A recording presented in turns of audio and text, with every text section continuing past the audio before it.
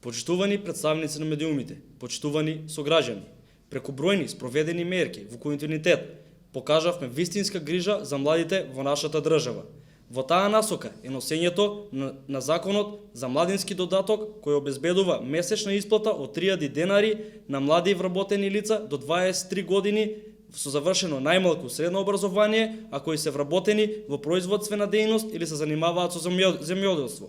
Со ова се овозможува подобрување на животниот стандард на младите и се стимулира атрактивноста на стручните занимања, за кои на пазарот на трудот постои голем интерес.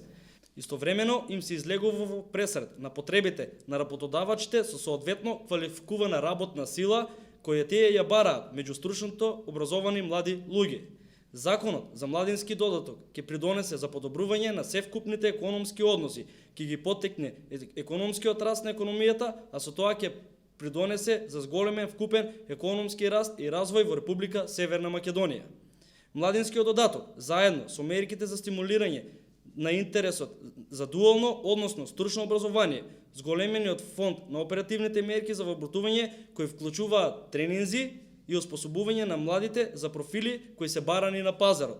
Во огромна мерка им се отвора нова шанса на вработување на младите.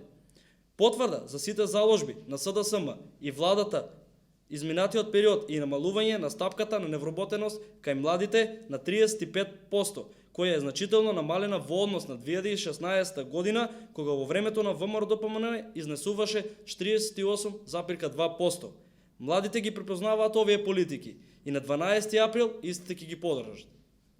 Инел го носи најбрзиот оптички интернет до вашиот дом.